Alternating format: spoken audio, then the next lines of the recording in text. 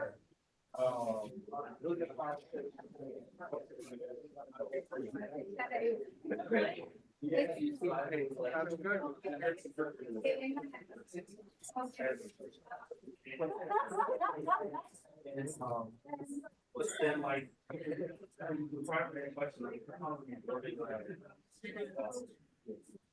How do you organize it?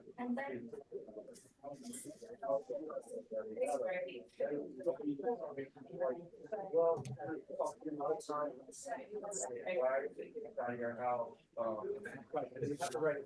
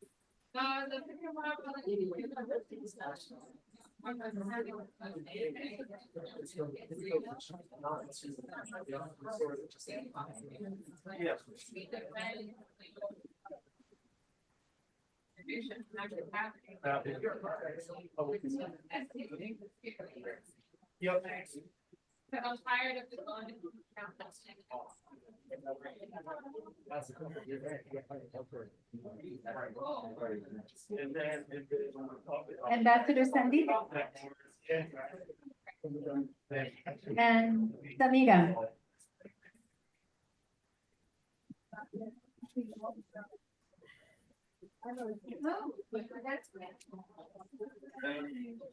like really becomes about how come we should understand about particular population.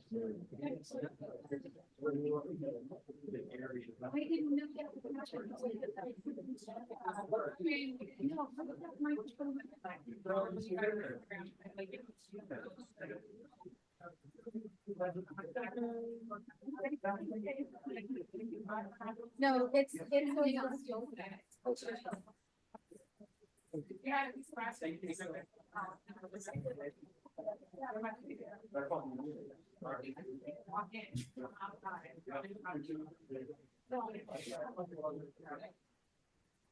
then that's where you're trying to.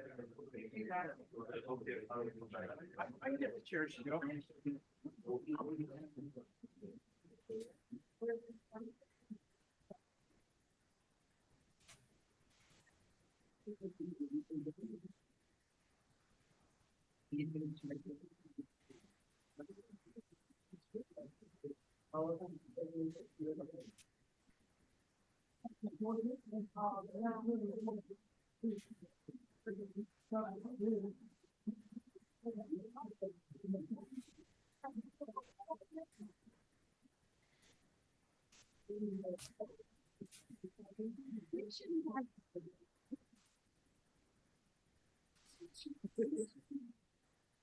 and yes.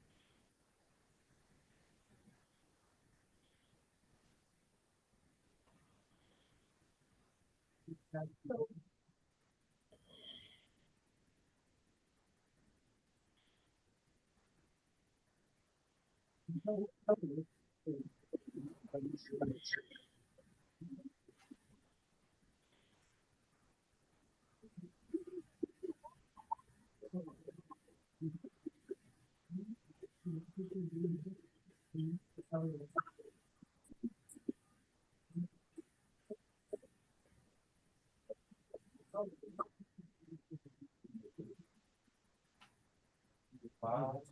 No,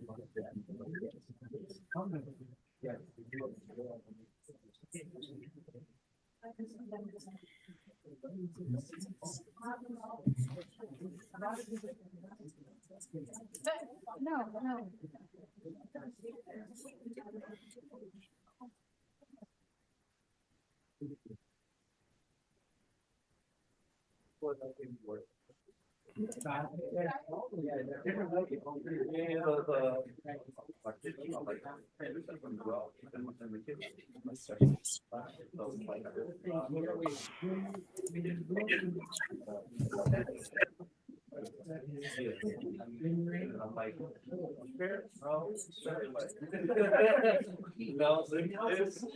Good evening and welcome. We're about to start really what is a historic program here in Washington, D.C., and for everyone who's joining us online tonight. I'm Sarah Flounders, a coordinator of the Sanctions Kill campaign. I'll be co-chairing tonight's event with Jill Clark Golub of the America Without Sanctions. And really, Jill, in so many ways, is the real organizer of tonight. But we want to open this program. We're really honored that Reverend William Lamar, who is a pastor here at the Metropolitan AME Church, is going to give us a welcoming. So please give Reverend Lamar a warm welcome. Thank you. I want to welcome you all home. Welcome. Where we are today is a holy place. This is the oldest continuously owned parcel of property by persons of African descent in the capital of the American Empire. I want to thank you for being present. There is much history here that calls us to a Sankofa energy. For those of you who are not familiar with that term, S-A-N-K-O-F-A, Sankofa. It is an Adinkra symbol and a philosophy that speaks to going forward while looking back. The language from which it emerges, Sankofa, literally means to go back and fetch it. And I think it's important for us to realize tonight that the work that we are doing is an extension of work that began generations ago. That we are in a fight, we are joyful warriors because we know the world as it is not the world as it ought be or as it can be. And so because at Metropolitan we believe in the ongoing presence of ancestors, I want to ask you now to call the names of ancestors in this work. There may be persons whom we may know, there may be persons whom we may not know, but let us pause now to call the names of ancestors in this work whose continued presence gives us energy, joy, and companionship. Would you call the names of those ancestors where you are?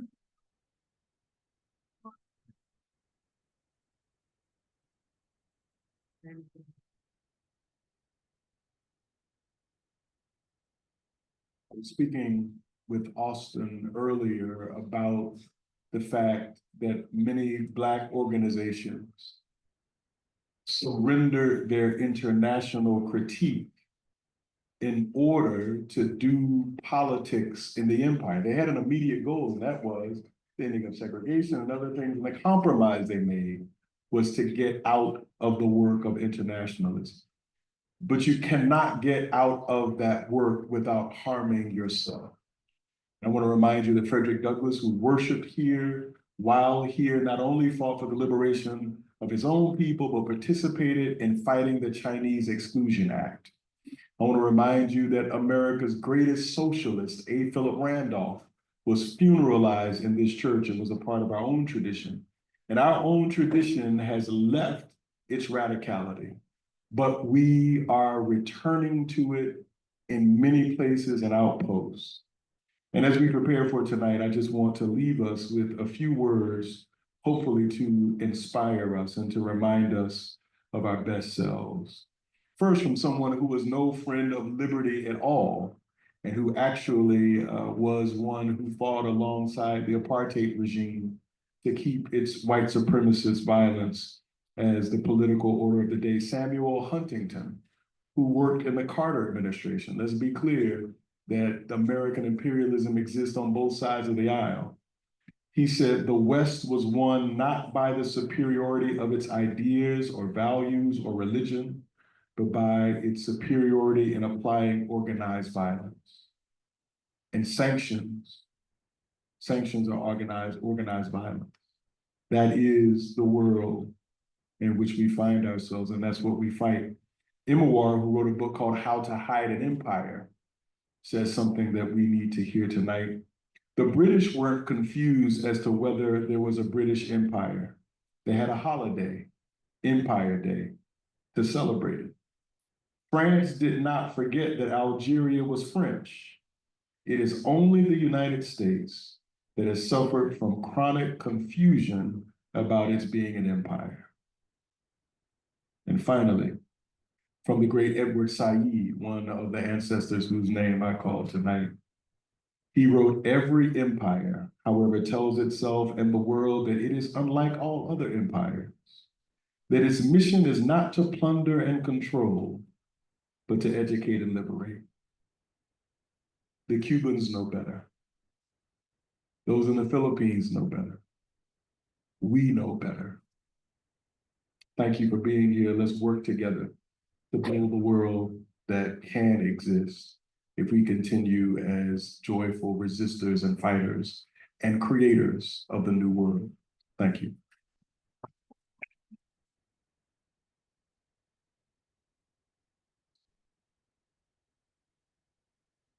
Just a quick announcement in Spanish for those listening and who need interpretation.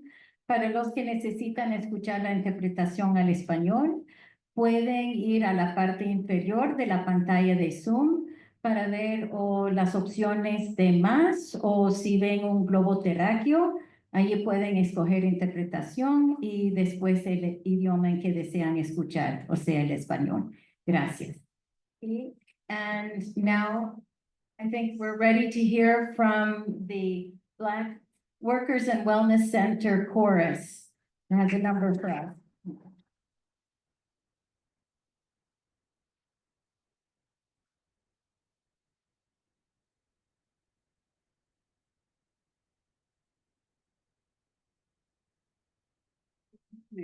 How are you? My name is Amina Mohammed Mbake, and I'm with the Black Worker and Wellness Center Chorus. We are a chorus that is based in Southeast Washington, D.C. at the Black Workers and Wellness Center. We've been around since about 2017, and we come out about 2 or 3 times a month to support people in their demonstrations and their struggle around issues that we deeply support. So would like to thank you for having us this evening.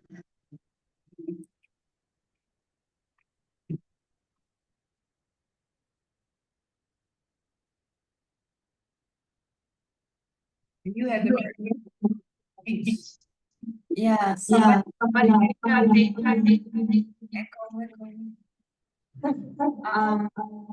so we would like to start with a song for Palestine, being a big issue nowadays, but also to sing for all the people who is not having access to water, to food, to shelter.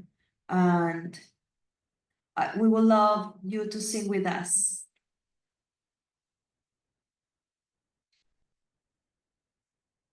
Palestine needs her freedom. Needs her freedom. Palestine needs our love. Needs our love. Palestine needs her freedom. Needs her freedom. Palestine needs our love. needs our love.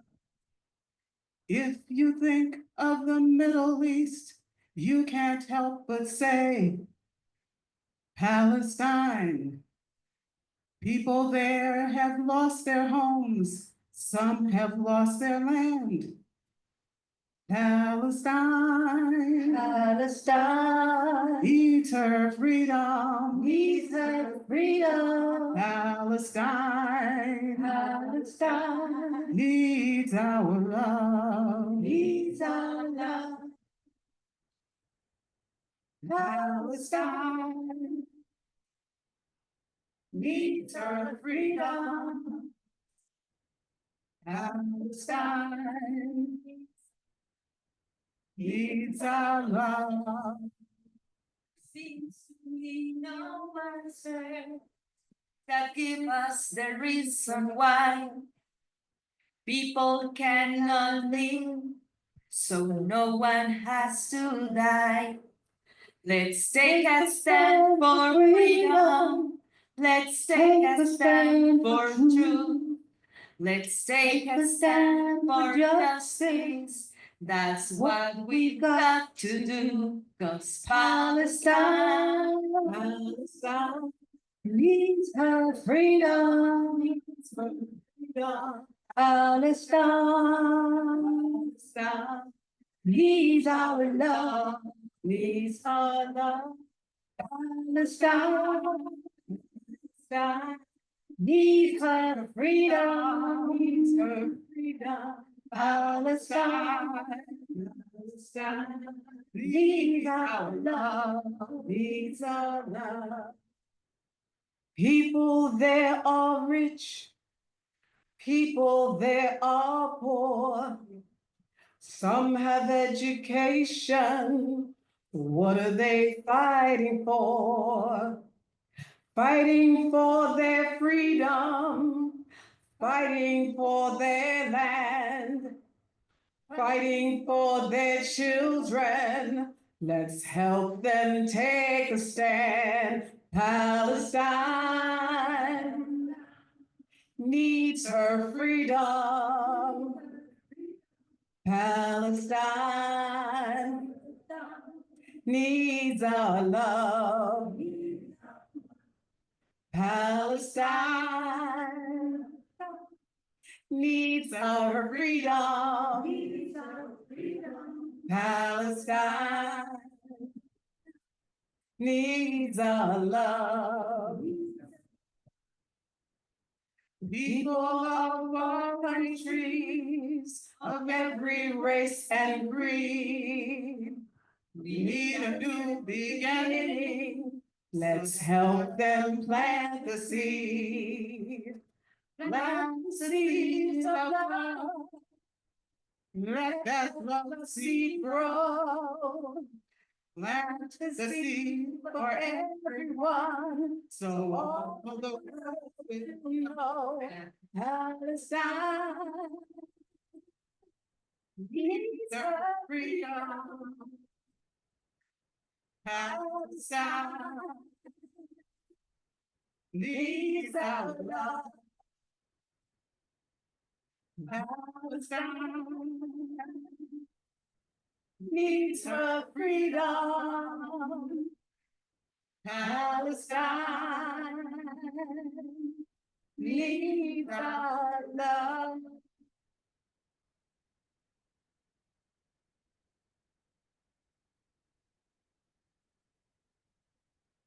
Thank you, and keep planting that seed of freedom, seed of love, and seed of revolution.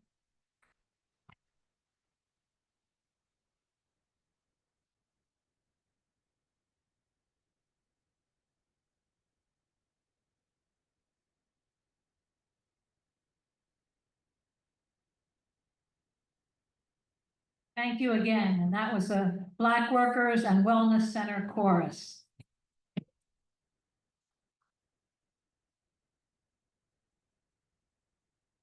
Just in opening tonight's program from the Sanctions Kill campaign, we've focused a great deal of time and energy over years into exposing the horrific weapon of mass starvation, disease, hyperinflation, societal collapse as a weapon of US policy. Sanctions, also called economic coercive measures, or as Reverend Lamar just said, organized violence, impact more than 40 sanctioned countries around the world. A third of the world population is in a country being sanctioned, starved, strangled by US policy. And it's an all-out effort to destabilize, recolonize the developing world, the global South. It's a cause that millions are forced to migrate, desperately seeking relief. Tonight, we'll be focusing on the thousands of US sanctions on the Americas, Cuba, Venezuela, Nicaragua. But we can't focus anywhere in the world without first raising our total solidarity with Palestine and the heroic resistance.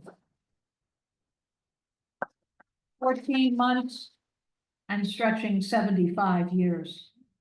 It's truly a genocide by every standard, and yet it's a condemnation that's totally disregarded.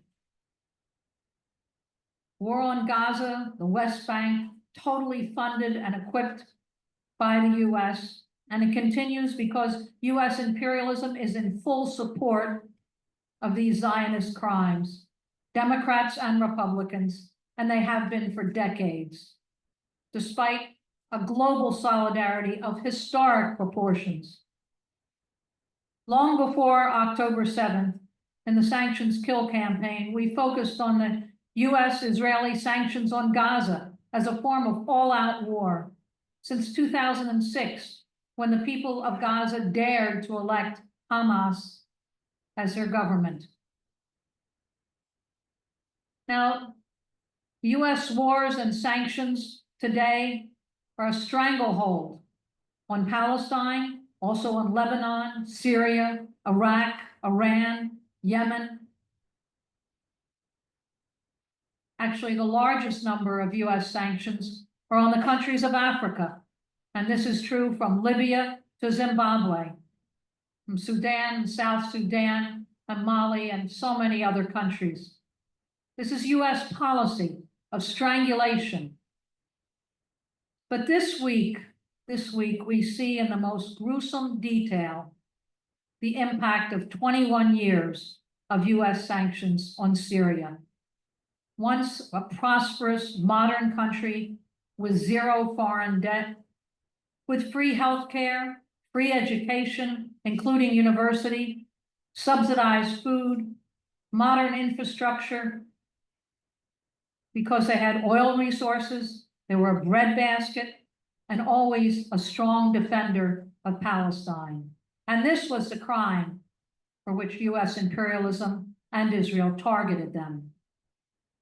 In 2003, when the US invaded Iraq, they imposed rounds of sanctions on neighboring Syria, bringing hyperinflation, shortages, government workers, soldiers, teachers, medical salaries became worthless, not worth $1. And that's fertile soil for a well-funded opposition that blames everything on the government and never mentions US sanctions. And this exploded, this opposition, with US help and funding in 2011, an uprising called the Arab Spring. Now, we've seen the same tactics used in Cuba, in Nicaragua, in Venezuela, haven't we? All also rich countries, potentially, and resource rich, and with great determination and energy. We've seen the US-funded mercenaries and what they can do. Now in Syria, it was really an alliance with Al-Qaeda and ISIS that surged into Syria, all with US and funding also from Turkey and Saudi Arabia and Qatar. And it was funded to tear Syria apart with wild propaganda and the greatest amount of violence. And the Western media was with this heart and soul. It was years of US bombing, destroying all possible infrastructure. The solidarity of Hezbollah in Lebanon and Iran and Russia helped save Syria and at great cost regain control of the cities. But a third of Syria remained under US and Turkish control through mercenary gangs. And this was the oil and resource-rich areas, the agricultural breadbasket. And it was held by US bases in Syria and still in Iraq today, and US trainers and contractors in Jordan. It's a vicious policy. And the years of no heat, little electricity, old weapons, demoralization can take hold, and the lines can collapse. Right now, the US is bombing Syria relentlessly. Last night, today as we meet, hundreds of bombing runs. Why? Why? Isn't the government, they say, defeated? Hasn't the Syrian Arab army dissolved? Why this massive destruction? The US wants to ensure that nothing can be rebuilt. No supplies, no material, certainly no material to war-torn Lebanon either. It's an all-out effort to demoralize and divide the Palestinian resistance. Now, as we meet, Israeli tanks are on the outskirts of Damascus. It's an all-out invasion. That's what the media means when they say this is free Syria. This is Israeli-occupied, US-occupied Syria. We are confident that the resistance will be reborn, as it has time and time again in the past. Think how many times the Palestinian movement has reasserted itself after horrific setbacks. Because under imperialism, there's no solution. So there's only the choice of resistance. So what does all of this mean? It means for everyone listening here today, for everyone meeting here tonight, we need to escalate our solidarity with the sanctioned countries of the Americas, with the sanctioned countries around the world, because the threat is real. It's real. The impact of these sanctions, it's cumulative. It can wear a country down. And then you ask, how could the resistance break in 10 days? It's 13 years, nonstop of war and 22 years of sanctions. So I'll just conclude by saying that we're really honored tonight. We're going to hear from representatives of the sanctioned countries of the Americas.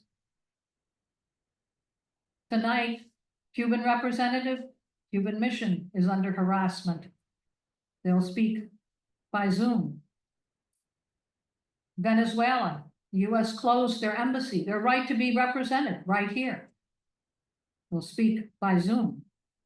And we're also very honored that Nicaragua's ambassador is able to be here with us, Ambassador Sandino. So this is a program that we're very honored to put on. It means we need to renew our determination, our solidarity, not take any struggle or any country for granted. We got to learn just how great the pressure and the repression is. I'm going to turn this over to Jill Clark Gottlieb, who is the coordinator of Americas Without Sanctions, who is also a co-chair of tonight's meeting. Thank you. Thank you, Sarah, and everyone who is present with us here in Frederick Douglass Hall. I want to encourage you to see the exhibit that we're very honored to have here. We thank Dr. Wasad for bringing us the Doctors Against Genocide exhibit. It's very educational and including the 10 stages of genocide. And I also invite you to consider making a donation to Doctors Against Genocide for their help is to send medicines and medical supplies to Gaza, sponsor Gaza medical students, and support other projects. So tonight, we are not only going to hear about the harms caused by US economic coercive measures, but also about the people-centered human rights upheld by the governments of Cuba, Nicaragua, and Venezuela. And I also want to invite you to engage with our other activities this week. We have a new petition to Congress that is for the incoming Congress, and we encourage you to sign and share the petition. Those who are in the room can use the QR code at the registration table to do so. If you haven't already signed those online, I hope someone will share the link. And also tomorrow, we will be delivering that petition, paper copies of that petition to several congressional offices.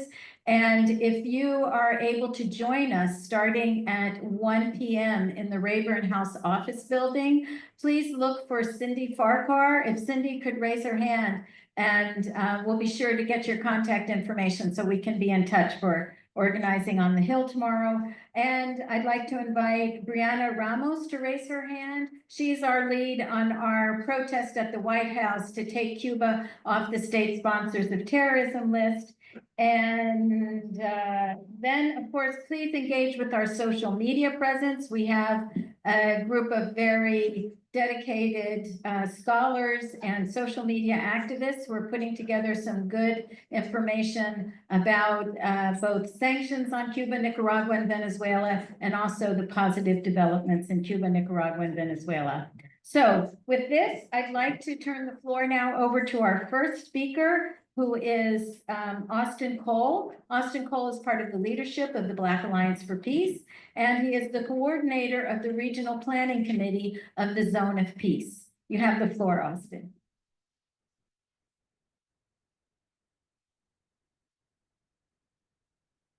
Hello, everybody.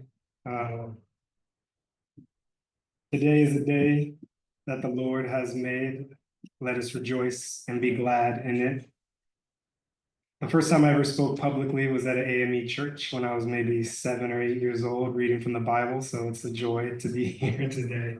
Buenas noches a todos y gracias por estarme aquí para presentar. It's an honor to be here with you all, to be asked to speak on this important day, Human Rights Day 2024. My name is Austin Cole, and first, maybe most importantly, I am the son of parents from the Mississippi Delta in Birmingham, Alabama.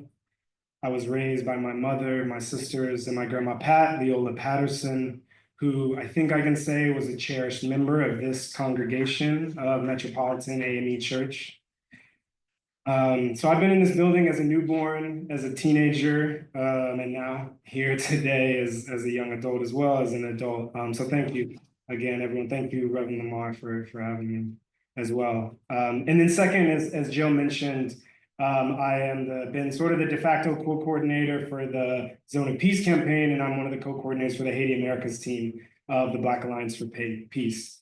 And so before I get into things, let me start by saying that after 430 days of accelerated genocide in Gaza and 76 years of ongoing Nakba in Palestine, I want to acknowledge the deep grief that many of us are feeling. I want to honor the hundreds and thousands of martyrs, and I want to give gratitude for the bravery and the resistance of the Palestinian people, the Lebanese, Yemeni, Iraqi, Syrian, Iranian people, and the resistance.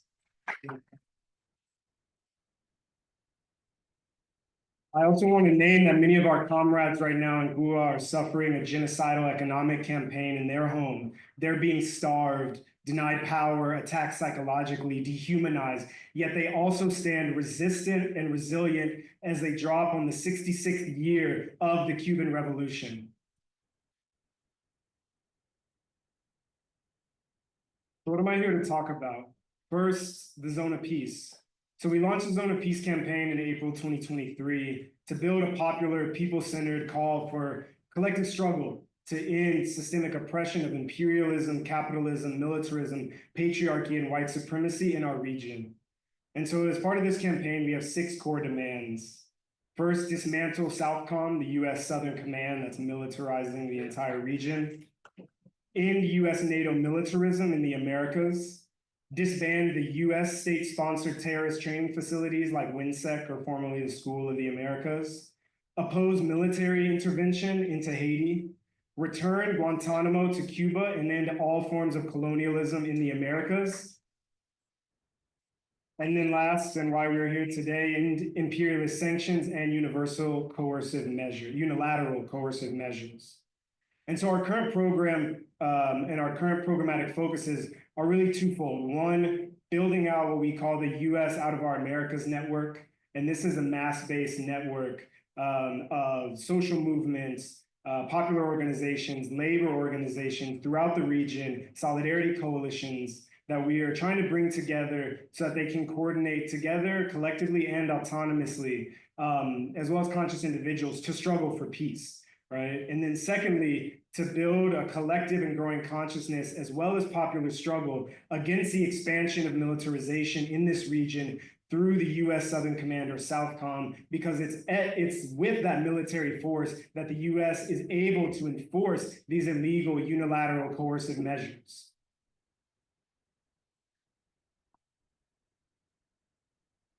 So to get into it and return to that sixth demand, end imperialist sanctions and unilateral coercive measures, let me clearly state that sanctions, as well as unilateral coercive measures, are war, right?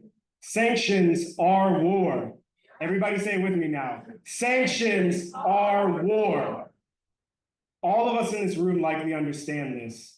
But it's critical that we name it and continue to name the fact that the United States, NATO, and their Western axis of domination are in an undeclared war with most of the global South, as well as those of us here that are colonized within the United States. And in particular, the four nations that we are here to support: Cuba, Venezuela, Nicaragua, and Palestine. This focus on sanctions is critical. And I know that we're going to hear from some wonderful speakers from these nations who will share better perspectives. So what I want to do is draw out a couple of connections and add some framing around economic warfare and its goals of disrupting and destroying sovereignty in order to reinforce the US, EU, NATO global dominance and exploitation. So to do so, let's take a quick look at Haiti and its history of economic warfare. This history includes the ransom, high interest debt for independence that Haiti was required to pay France in order to be recognized and to participate in the Western system that de-developed the nation for its first 100 years. It includes US banks led by what is now Citibank taking hold of finances of the island towards the end of the 1800s. It involves US Marines invading Haiti in 1915, staying for 19 years, stealing millions of dollars of gold from the Haitian National Bank, and changing the constitution so foreigners could own land. It involves the toppling of Jean-Bertrand d'Aristide in 2004 after he called for France to pay $20 billion in reparations and restitution for the coercive indemnity, which I might add they ridiculed him for in 2002. 15 years later, the New York Times very coincidentally came up with the exact same number when they did their investigation. It includes the Clinton Global Foundation helping to destroy the Haitian rice industry. It includes Hillary Clinton's State Department under Obama threatening action against the Haitian government after garment workers striked and demanded higher minimum wage. It includes the destruction of Petrocaribe, through which Venezuela supported Haiti and other Caribbean islands with inexpensive fuel. It includes the assassination of Jovenel Moïse in 2021 as he refused to remove fuel subsidies like the multinational financial institutions wanted. It includes the core group right in this moment currently working to change the Haitian constitution again to allow foreign multinationals to buy and exploit large land plots. Need I go on? So sanctions and economic warfare are war and death. We must also understand them in this wider perspective because these are all violations of sovereignty. And just a taste of how Haiti is a laboratory for US neocolonial rule that denies sovereignty and self-determination, executed through economic warfare and subterfuge, backed by military force. These same things and more are happening in Cuba and Venezuela and Nicaragua. For example, in Cuba, currency manipulations and sanctions have been critical in bringing the Cuban economy to its knees, destroying its energy sector, and making it nearly impossible for the Cuban government to even buy food. So what's visited upon Haiti is planned for the entire hemisphere, and we ignore it at our own peril because the US is piloting its neo-colonial interventionism through things like the Global Fragility Act in Haiti, and through building its desire to build a permanent base in Haiti from which Southcom would operate throughout the entire Caribbean and militarize the Americas. So if we understand the goal of sanctions and unilateral coercive measures as warfare to violate sovereignty, cripple self-determination, and deny our ability to assert collective dignity and humanity, then we can see that appealing to empire and Eurocentric human rights will never end policies that are designed to service imperial domination. As we saw in Syria, sanctions imposed since the beginning of the US-NATO proxy war led to the de-development of the nation and have put 23 million Syrians at the mercy of Western imperialism. Peace will not be legislated or 501c3 funded. It will be struggled for. Another critical aspect of the work of the Zone of Peace is strengthening our Americas-wide shared consciousness of our shared struggle and the need for peace in our hemisphere, our nation, and our neighborhoods here. As I mentioned before, sanctions are a facet of imperialist war, right? Globally and domestically, which is critical because it helps us understand that Black African peoples and communities in the US do not simply suffer from deep inequalities of a racist system, but we constitute an internal colony within this country. We are a captured and colonized people, and our neighborhoods and people are sanctioned. While it may be less direct, we are sanctioned and we are under siege and under warfare. I draw on the words of my comrade in Baltimore, Erica Keynes, who said, and I quote, "We see sanctions regimes in welfare applications, in food deserts, for-profit healthcare, privatization of our water, power, and internet, low wages, underfunding of public education, lack of affordable housing. All of these things restrict us economically as people," end quote. So defeating sanctions must be part of the broad fight to assert our sovereignty and guarantee our self-determination domestically and globally. We must understand that we must strive to have control over our lives, like the people of Cuba, Venezuela, Nicaragua, like we hope for the people of Palestine. So ending sanctions domestically and globally is an imperative in the struggle for human rights. As Malcolm said, the price to make others respect your human rights is death. You have to be ready to die. It is time for you and me now to let the world know how peaceful we are, how well-meaning we are, how law-abiding we wish to be. But at the same time, we have to let the same world know we'll blow their world sky high if we're not respected and recognized and treated the same as other human beings are treated. So when we talk about peace, we are under no illusion, right, that peace will come without conflict or without struggle. In fact, like the Reverend Dr. Martin Luther King Jr. said, we understand that peace will only come through the defeat of interlocking systems of oppression. And like Malcolm said, we know that at the end of the day, achieving true peace requires resistance by any means necessary and available. And so to close out, I'm gonna quote from BAP's announcement of our North-South Project for People-Centered Human Rights, which launched this morning. I quote, "December 10th, designated as International Human Rights Day, has become a hackneyed, disingenuous ritual in which the United States and European imperialist powers, the main violators of human rights globally over the last 500 years, speciously proclaim their commitment to human rights and what they define as freedom, while simultaneously and continuously subverting democracy, starving, torturing, burning, raping, and imprisoning human beings around the world. The images of Israeli atrocities and what could only be honestly described as a savage rampage against humanity have been justified by US lawmakers with the most execrable racist language that generated nods of agreement from their vile racist allies and governments across all institutions of America, finally stripped away of any semblance of respectability for the white West, while also revealing the moral bankruptcy and hypocrisy that has always been at the core of its civilizing project," end quote. And so for us to understand this and understand sanctions and warfare as a genocidal civilizing project, we also have to root our alternative in people-centered human rights that emanate and address the realities and everyday needs of us as colonized and oppressed people. For those of us in this esteemed church, for those of you watching online, from all of us in our position in the global north, we must focus our efforts on building collective, coordinated, organized power to destroy this genocidal, civilizing project and build a new alternative.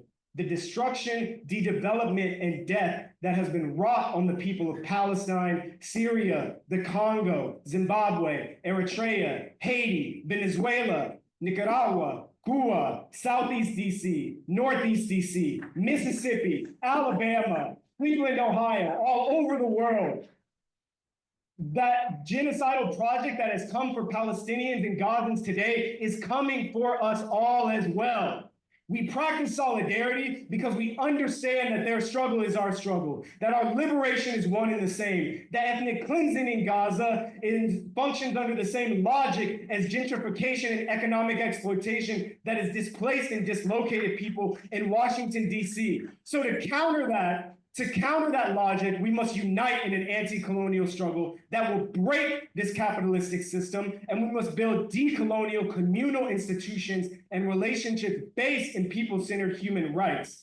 That is our struggle, one we must not only be willing to die for, but we must be prepared to live for. Hasta la victoria siempre venceremos. Thank you.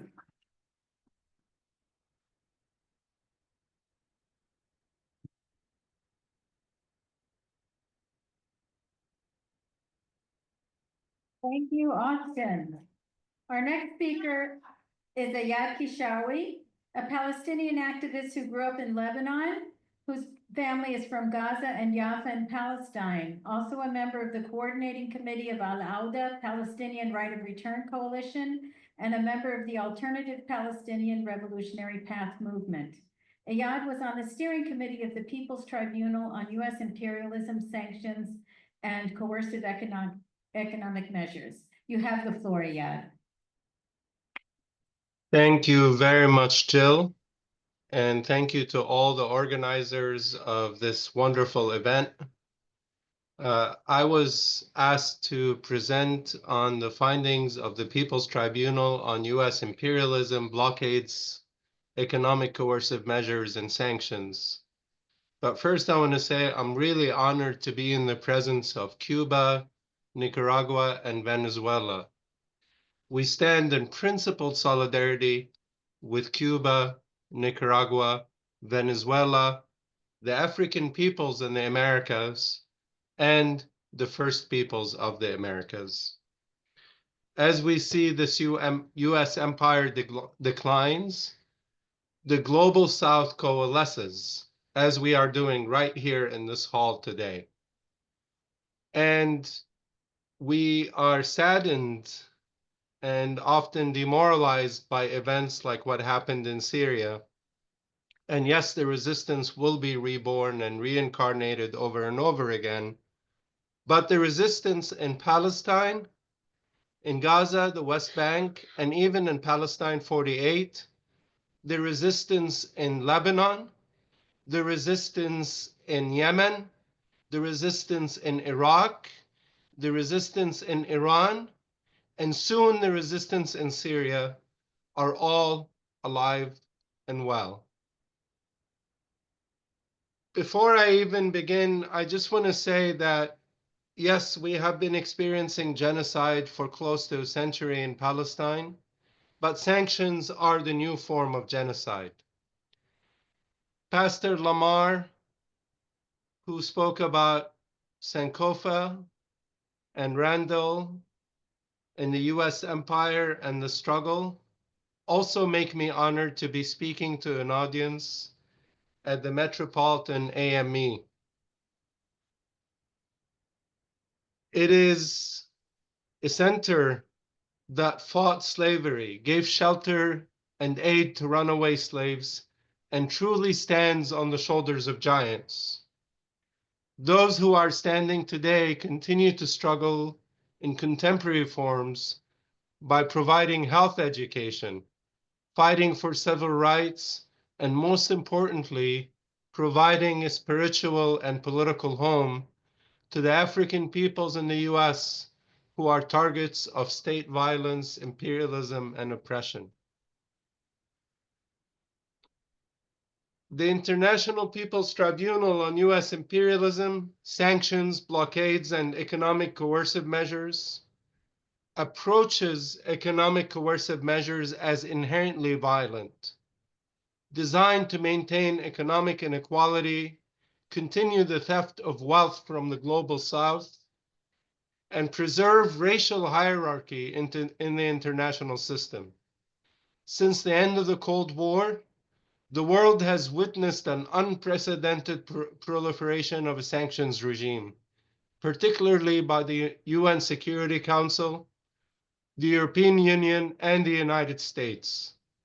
This is due in part to the collapse of the Soviet Union, which ended the deadlock between superpowers at the Security Council and ushered in an era of US military, political, and economic hegemony, one that is now facing substantial challenges, and we could argue the beginning of its defeat. Over the past few decades, sanctions were slowly reconfigured from wartime weapons into purported peacetime policy instruments. We have found that economic coercive measures are an illegal use of force that violates the rule of non-intervention in the United Nations Charter.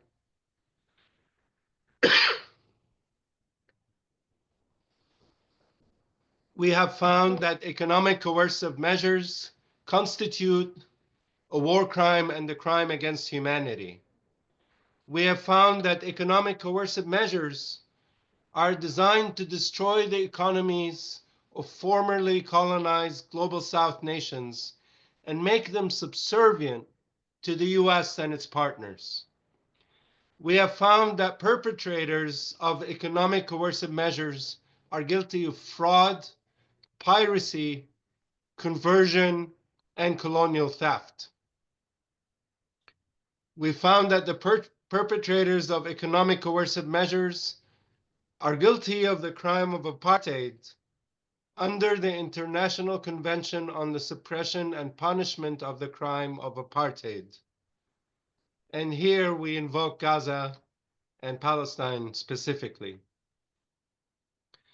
The perpetrators of economic coercive measures are guilty of the crimes of genocide, conspiracy to commit genocide, and attempt to commit genocide under the Convention and the Prevention and Punishment of the Crime of Genocide. Lastly, we have found that economic coercive measures are illegal under international human rights law.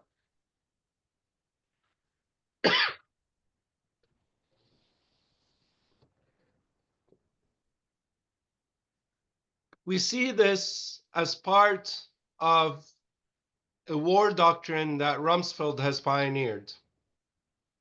If we return to the US repeated attacks on Iraq, we notice that as the US lost the war, it trended towards expanding the war to include Syria, Lebanon, and attempts to draw on Iran, entrenched ethnic and sectarian conflict among peoples who lived in harmony for centuries, and to start the policy of endless wars.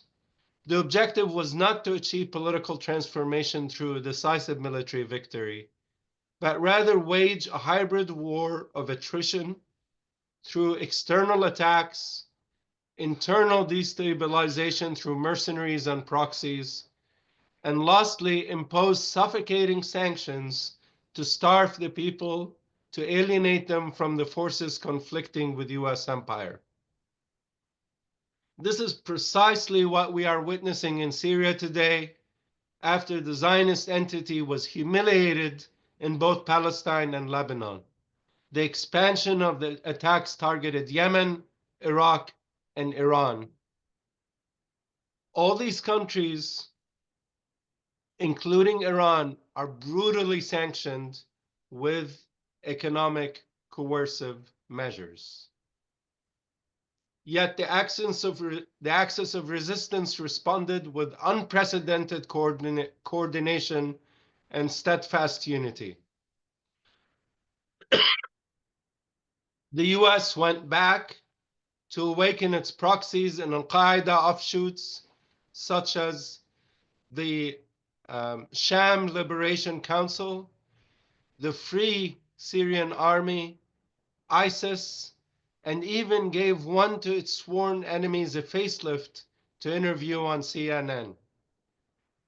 These are nihilist gangs, and they are not unlike the Haganah and the Irgun that were financed by Europe to conquer Palestine and terrorize its inhabitants.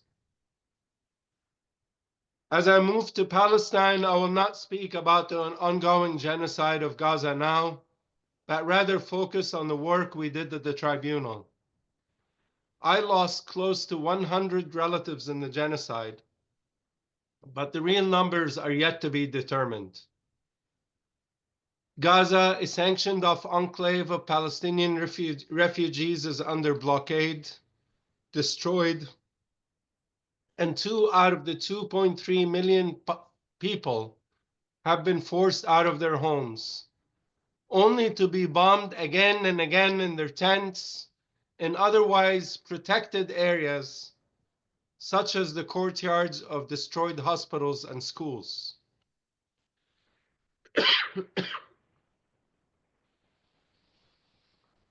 We held the hearing on Gaza as it was being bombed on May 13th, 2023.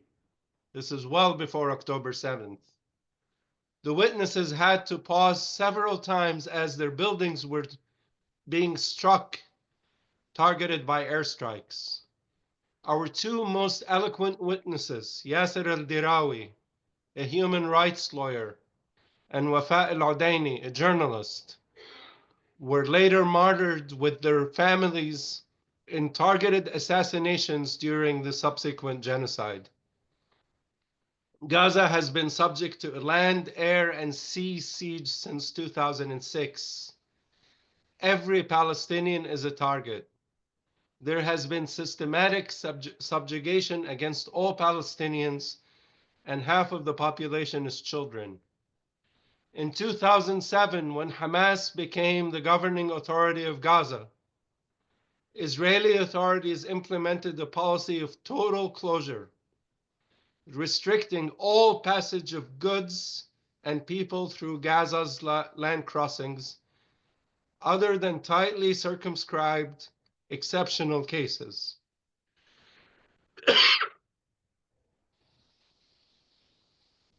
The closure of Gaza comes within a settler colonial and apartheid context, as well as the context of Israel's frequent military assaults on Gaza. Israeli occupation forces occupied the Gaza Strip in 1967. In 2005, the occupation army implemented a so-called disengagement plan to withdraw from one side, while retaining control over the borderlines in Gaza, with Gaza. In doing so, Zionist forces control Palestinian access to the sea and its airspace. After 2007, they imposed strict controls on the Gaza Strip, after declaring the Gaza Strip a hostile entity as Hamas won legitimately the elections. These measures entail the imposition of restrictions on the entry of goods and products into the sector, including fuel and industrial diesel for the Gaza power plants, raw materials, equipment, and spare parts. In the interest of time, I can tell you in summary that the effect of the closures on Gaza impacted medicine, impacted medical devices and imaging, access to healthcare, access to movement, and the contamination of the water supply of Gaza in its totality. I will now move and say a few words about Cuba, Nicaragua, and Venezuela. As we see the actions of Yemen in blocking the Red Sea, even after emerging of decade-long war, as we see Iraq striking targets from under the occupation of the US in the occupied Syrian Golan, and Lebanon targeting the Zionist military installation along the border, as well as Iran's series of True Promise operations, we are reminded of the heroic Cuban troops in Angola, who in 1988 broke the back of South African apartheid in Quito, Cuanavale.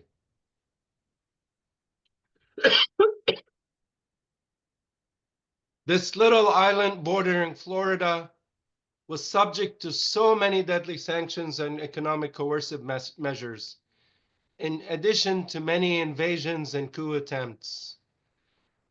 The Cuban people not only exported liberation, but also development, medicine, doctors, and innovative knowledge. One cannot understand the Cuban Revolution and political economic system outside of the legacies and ongoing realities of colonialism and imperialism. By necessity and out of ideological and political commitments, anti-imperialism has been central. The pre-1959 economy was controlled by US imperialism through the imposition of the Platt Amendment in 1903, which reduced the Cuban economy to a myth and sovereignty. Cuba's countryside was characterized by latifundia system dominated by US firms and the supremacy of sugarcane in a plantation economy. Trade relations were shaped by unequal exchange. And then there was the degrading tourism industry that was controlled by the American mafia. After the 1958 Cuban Revolution, the transition to socialism inevitably meant the confrontation with US imperialism and invasions, attempted coups, and the imposition of sanctions on Cuba. The blockades on Cuba today limit Cuba's purchasing capacity for any product or raw material if it contains 10% or more of its components or ownership originating from the United States. These are suffocating sanctions. Although Obama restored bilateral ties with Cuba and brought their respective missions to full embassies, the Trump administration reversed this opening and notably reinstated Cuba's designation as a state sponsor of terrorism and extended the sanctions that penalize individuals and countries involved in specific trade with Cuba.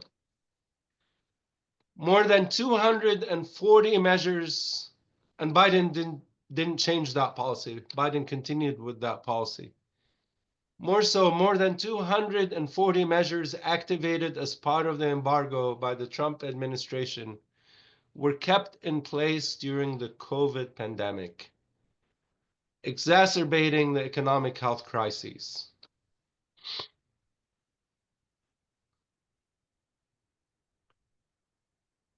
There are 90 resolutions by elected bodies, city councils, county commissions, state legislators, school boards, labor unions, representing an estimated total of 45 million people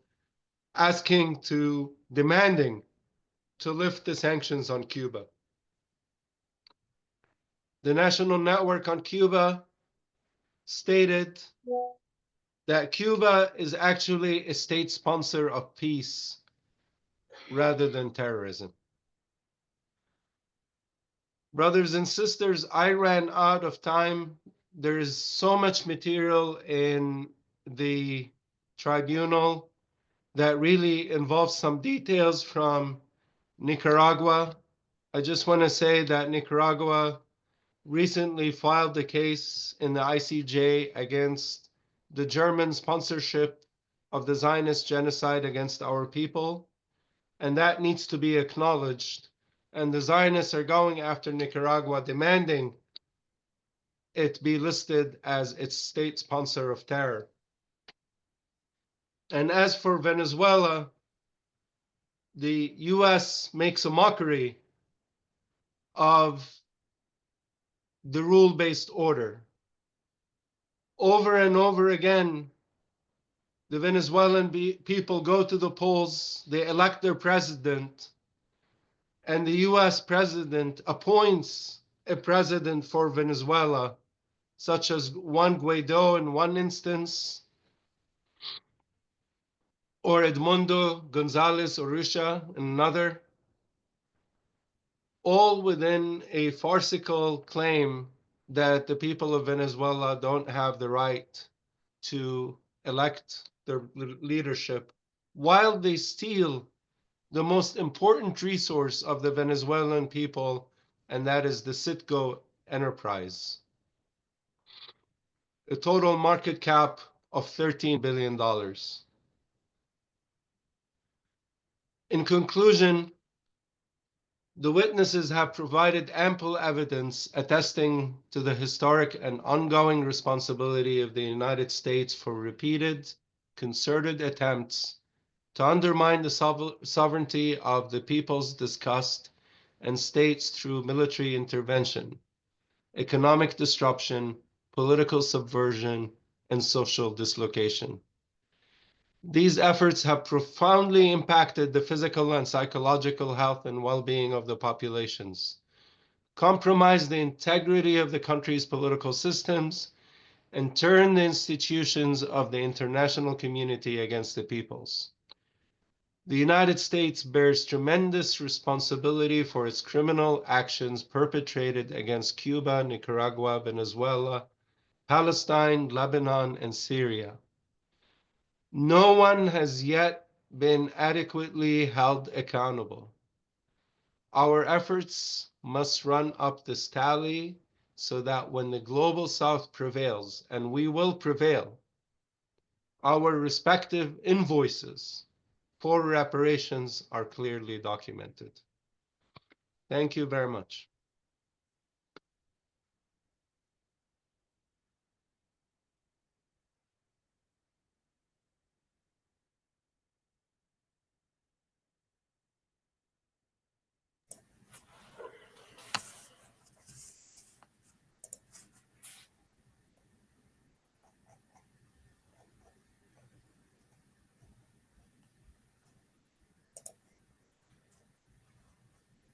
Thank you, Kashani. Before we go further, we want to warmly welcome listeners on WPFW and thank WPFW here in Washington, D.C. for airing tonight's program, for carrying it forward into the future.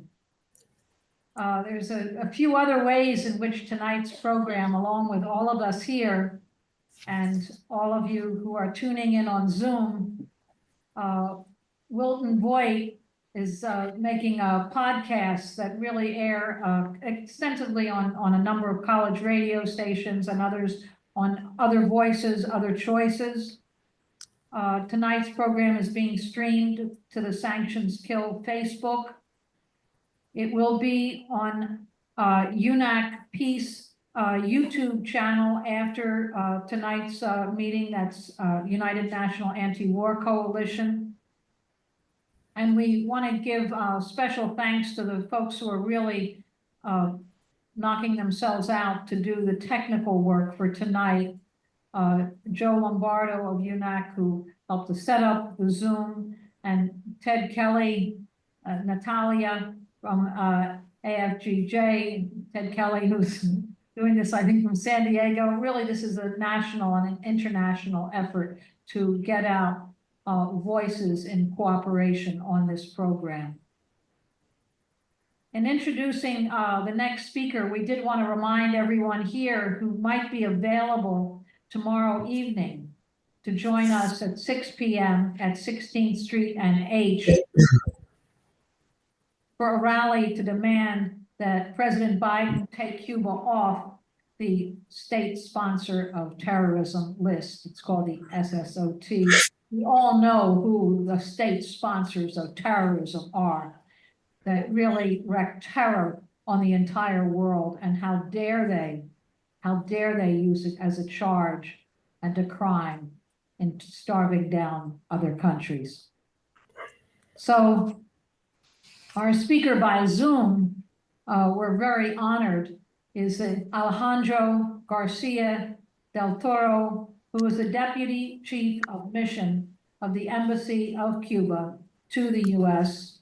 He's going to be talking about people-centered human rights in Cuba.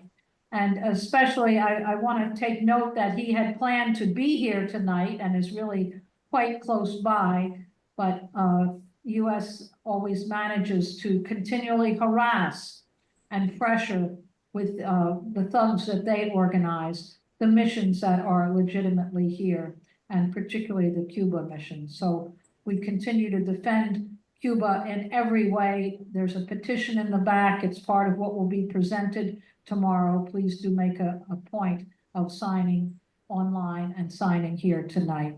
So Ambassador Alejandro Garcia del Toro, the floor is yours. Thank you.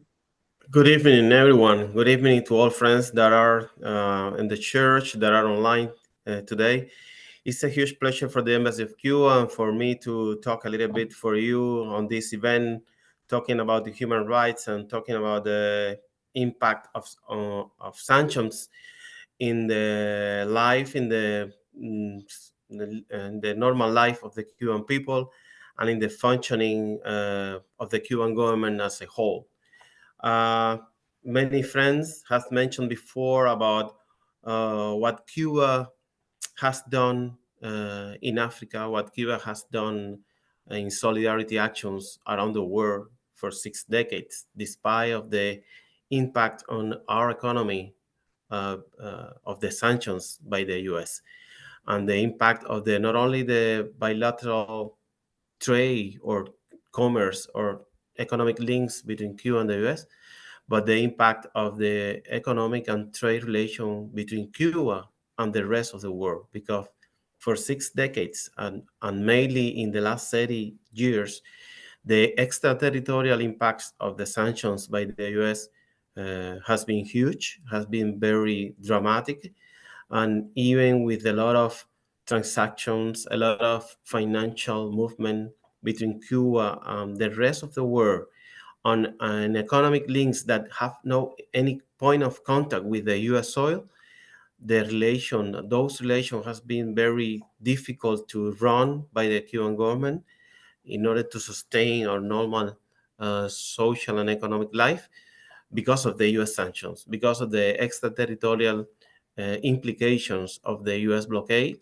All of you know about the impact of the Helms-Burton Law that was enacted in 1996, which forced each American diplomat around the world, in each capital in which an American embassy is placed, have to conduct normal work to to put obstacles to the economic and trade relation between Cuba and the country in which that American diplomat is working.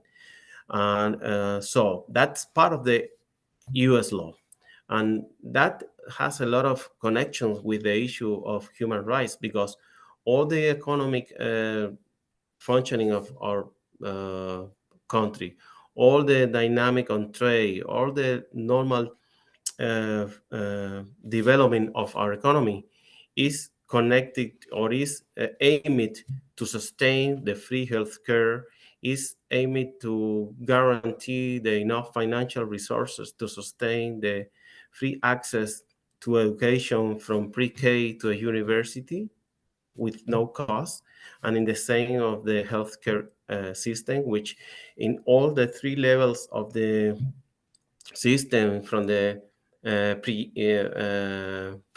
preventive action to the more specific action at the third level in hospital, all is designed to give the full population, the whole population of Cuba, with a very good healthcare attention. But all those services are very difficult to sustain if the government have a lot of problem to have enough financial resources, either to sustain the technological equipments in each of the hospital, in each of the clinic at the municipality, at the neighborhood level. As part of the panelists, I see my friend Samira Ari, who, when she is in a panel here in the US, I could say that nobody can be more as effective Cuban diplomat than Samira, because she knows very well how the healthcare system works. She knows very well how much difficult, how much obstacle the sanctions by the US impose on the normal functioning of the healthcare system in Cuba. So we cannot talk about human rights issues in Cuba without talking about the 6 decades of the most comprehensive, longest, and cruelest scheme of sanctions that any country have even imposed the Cuban on any country around the world. Even when we talk about imposing maybe sanctions by one country to other country, but in this case, it's 6 decades of sanctions imposed by the most powerful economy around the world, the largest army around the world, the strongest GDP of the world, a very huge country with a lot of a population of more than 300 million of people, against a very teeny island in the Caribbean Sea, very close to the US, with an open economy for 6 decades. So it's impossible to talk about how much impact the sanctions have had on the Cuban people, on the human right of the Cuban people, because of the impact of those sanctions. It's normal that in the U.S. media they used to talk a lot about the lack of political freedoms, about the not having in Cuba a multi-party system, not having free elections in the way that the United States understands the free election in a country when million and million of citizens are prohibited to vote because any different reasons as part of the political battle among the political system in the US. It's very easy for the US media to attack about the human rights in Cuba because the supposed lack of possibility of people for free speech. And we have a lot of examples here in the US about the lack of freedom of speech. So what is clear, referring to sanctions by the US against the Cuban people, is that what the revolution has done in 6 decades is really a sort of a very heroic action, given the reality that we have done all of those things in a very difficult political, economical, and trade relation with the US. All of you know that on 1959, the Cuban economy, maybe the 90% of the Cuban economy was under control of the US. All the functioning of the Cuban trade was connected to depending on the sugar quota, and in a sudden, all those dynamic were cut by the Eisenhower administration, later by the Kennedy administration, with the idea to topple the Cuban government. All of you, it's usually is very reiterated, the memorandum by Lester Mallory, but it's always important to repeat what that American official wrote in 1960, just advising the White House, advising the Department of State to do whatever action, what a high standard of measures or sanctions against the Cuban government in order to dismantle the Cuban economy, in order to get the people stressed, to get the people upset with the government, in order to get the people out to the streets, to topple the Cuban government, to topple the government of Fidel Castro at that time, just because with the goal to put the people against the Cuban government, just the getting as less support, at less effectiveness of the salary of the Cuban population, in order to really create the kind of economic and psychological distress in the population to topple the government. And that was in 1960, but that has been, and that is the same principle and the same goal that we have seen today, even in the last 3 or 4 years of the Biden administration, an administration that promised, a president that promised in a 2019 campaign event in Florida that he would restore what Obama did during the administration in which he was the vice president, but that never happened.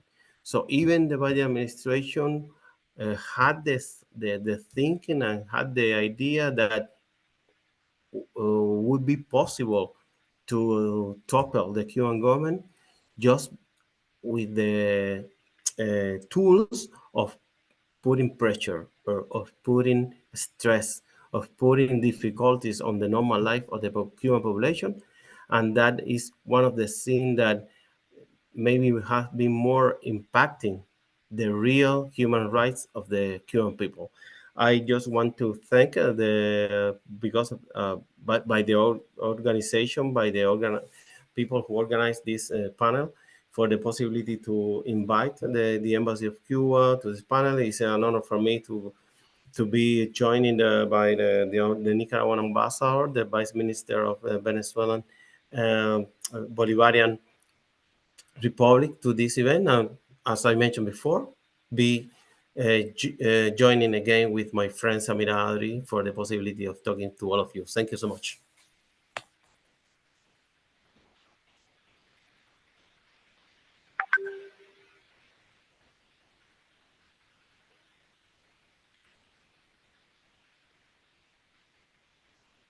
Thank you. Deputy Chief of Mission, Alejandro Garcia del Toro.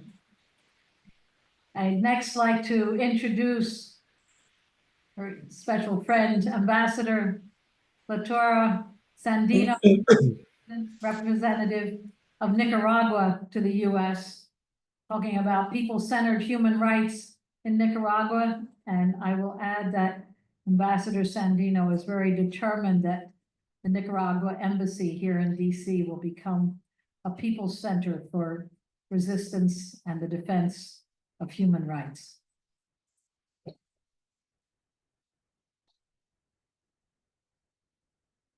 Thank you.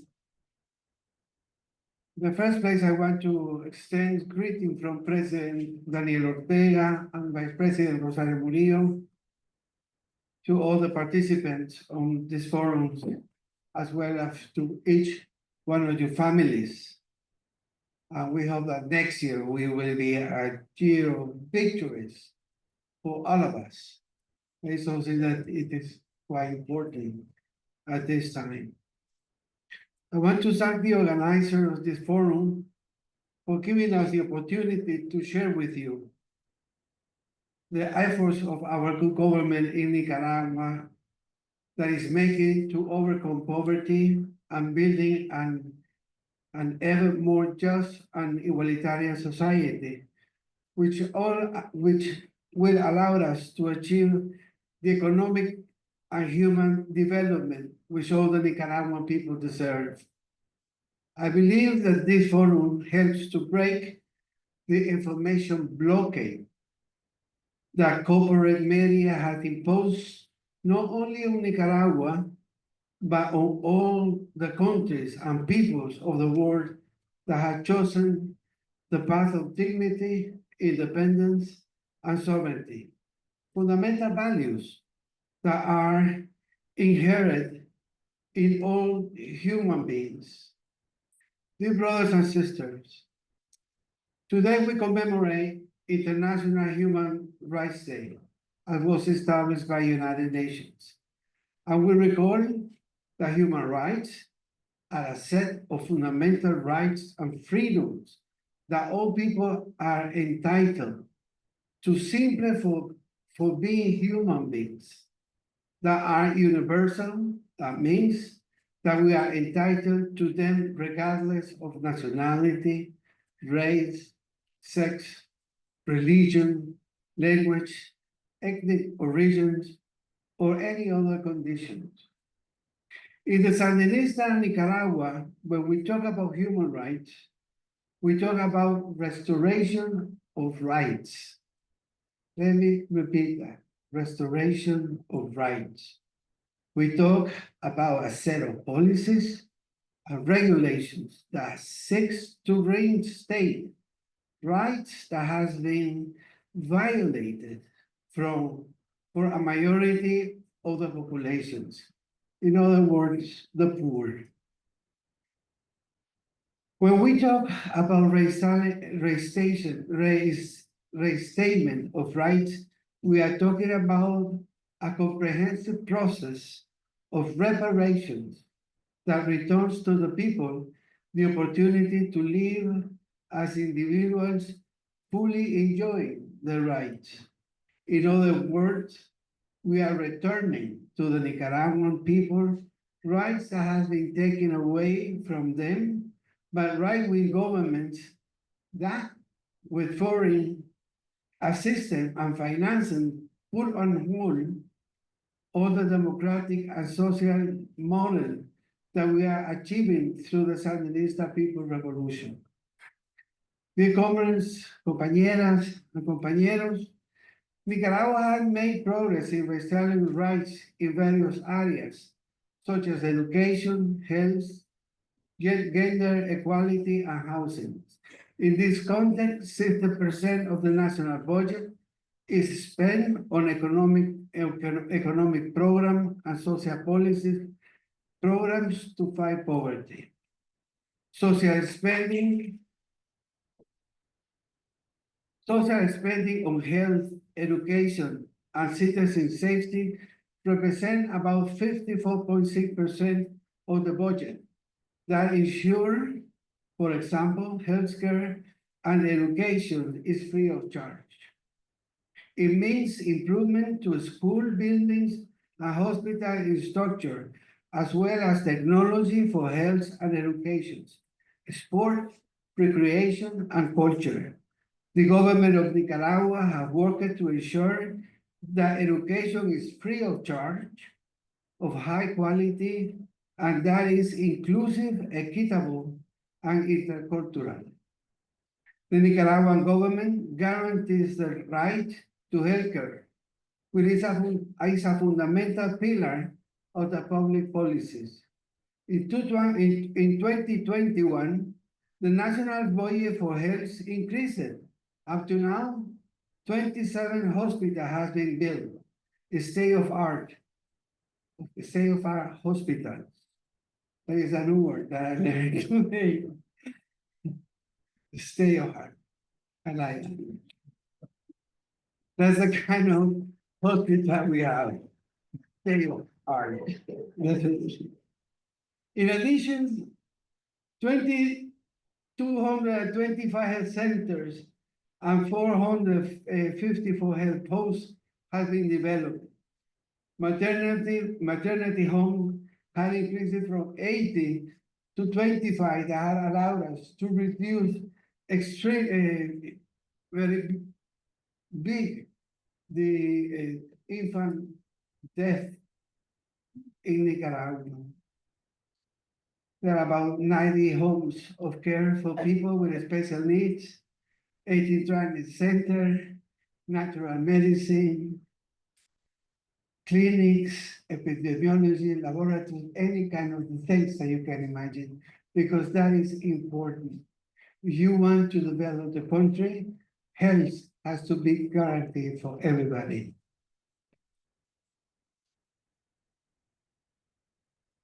In 2014, a constitutional reform established gender equality in terms, for instance, of candidates for running for office. 50% of the candidates to be elected must be women.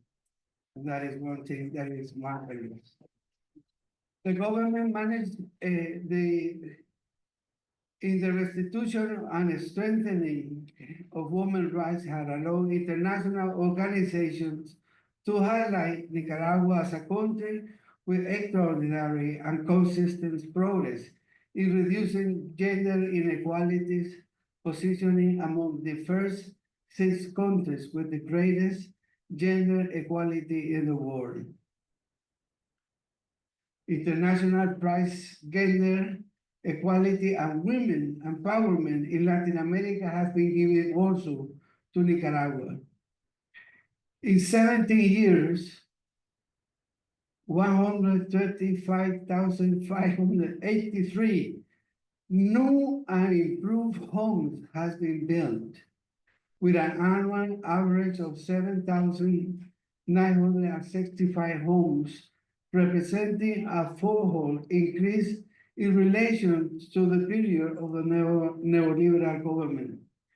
In order to achieve these results, reform has been made to the legal framework, expanding the amount of subsidies for house of social interest from $1,850 for each family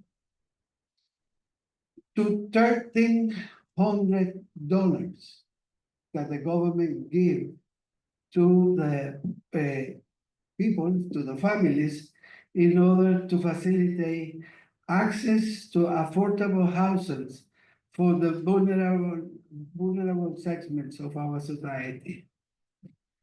Efforts that we have done in sovereignty and nutrition and security, we have been able to reach about 90% of sovereignty, food sovereignty.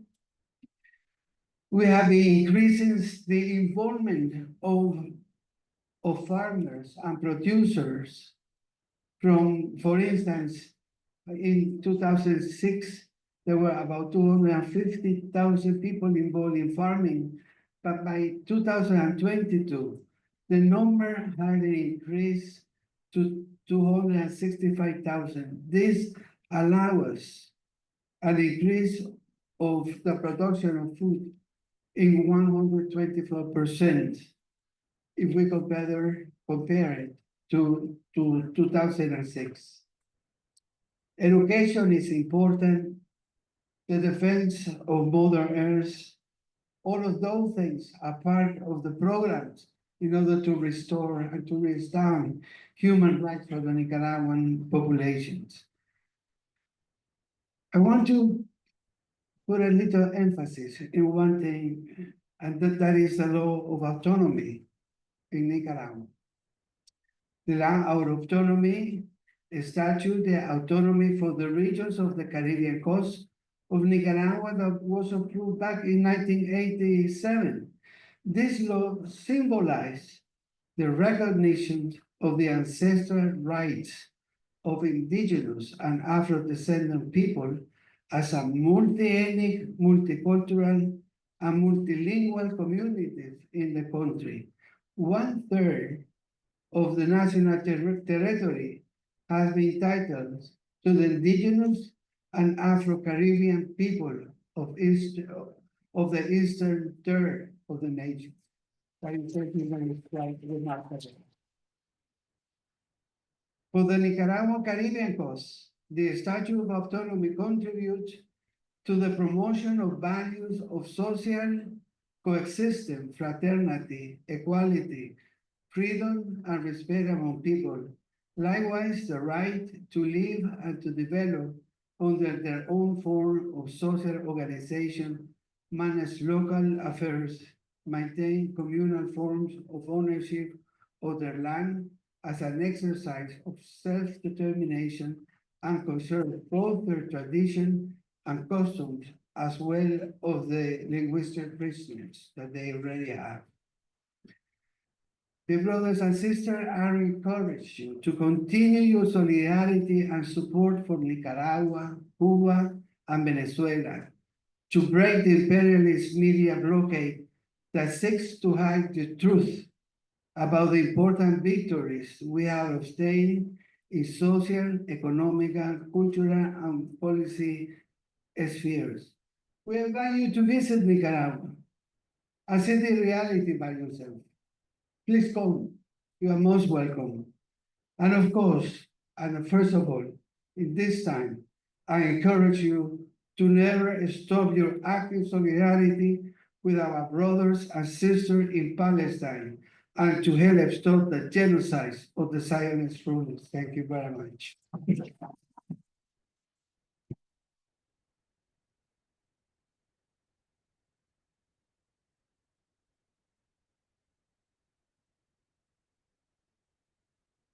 To acknowledge, first of all, thank you so much, Ambassador Sandino. Some of those figures we should really make sure we publish, get out widely. Quite an accomplishment. Quite an accomplishment. Before introducing the next speaker, we wanted to give special thanks for, if you're listening, if you've registered for tonight. So special thanks to Michelle Elner, CODEPINK, Americas Without Sanctions, and to for the Eventbrite link, and to Jennifer Cantor for really helping to work on that. And also to Cheryl Labash of the National Network on Cuba for the publicity, and really makes a difference. For Jerry Condon, who's with us here from the West Coast, from Veterans for Peace. Thank you. And Scott Hagman, who's really helped pull together the tables. And you should really check out the beautiful materials and the tables in the back. So our next speaker, and he travels so widely, and we often see him here and in New York, but he'll be speaking from Venezuela. It is the Deputy Foreign Minister, Carlos Ron, of the Bolivarian Republic of Venezuela, and he will be addressing people-centered human rights in Venezuela. So, Carlos Ron, it's an honor to have you here.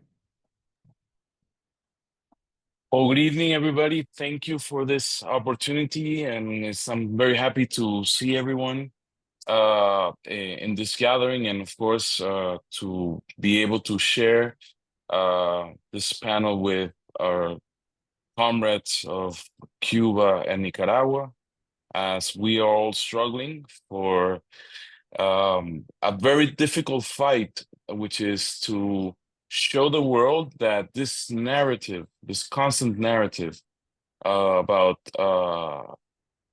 human rights, the instrumentalization of human rights by imperialism, has no reason and has to be defeated. Because on a day like today, where we are called on to remember the importance of human rights, what we need to do first and foremost is reject the political use of human rights, the manipulation that is employed with the term of human rights to attack countries, to violate the human rights of entire nations, entire populations, to commit crimes against humanity by illegally sanctioning countries, entire countries, just in order to coerce those countries into following what the United States foreign policy has thought out for them. We have to reclaim the term human rights for progressive, for humanist purposes, because that's really what it's all about. And I first start, by saying, speaking from the Venezuelan experience, the Bolivarian revolution, the government that is today led by President Nicolás Maduro, and the government that comes from the process started by President Hugo Chavez, is a government that is born out of the struggle for human rights, in defense of human rights. When I was a child in 1989, we saw one of the greatest human rights violations in this country, because neoliberal policies were enacted on February of 1989. World Bank and IMF structural adjustment program was imposed upon the population, creating difficult hardships on a population that was already more than over 50% living in some state of poverty, and it was forced to take measures of structural adjustment that created riots, where people were really protesting and trying to get food. I mean, the riots that took place in Caracas of 1989, prior to the revolution, were people going to the streets to find food, to find things that were needed for everyday life. And the response from the state, the response from a U.S. ally, which was the government of Venezuela at that time, the response from the state was to defend the rights, or the privileges rather, of the elite, of the business class, of foreign interests. And what took place officially to this day, officially, the count that they recorded was about 293 people dead, but there was over 3,000 bodies that were eventually found in mass graves and other type of things. And I'm not talking about a human rights violation that is exclusive to Venezuelan history. All of Latin America has witnessed at one point or another gross human rights violations. So what are we? We are the children. We are the generation that rose to political in our political stance against these human rights violations. So now, processes like the one in Cuba, like the one in Nicaragua, that have tried to guarantee housing, to guarantee food, to guarantee access to medicine, to guarantee education. Now they're criticized, or now they're being accused of violating human rights, when in fact what we have done all along this time is try to guarantee those rights that were denied to us by the elites. I have to say that I was asked to speak about what we have done, and I think it's not about numbers and figures that we can we can jot them down, and although they may be very remarkable, the point is, what is more interesting is the conception of human rights. The conception that first of all, that the understanding that in the three generations of human rights that we have in history, the first being the elemental political rights, the right to life, and so forth, the ones that came from basically from the French Revolution. The second being the generation of social and economic rights, the right to have access to food, to medicine, to housing.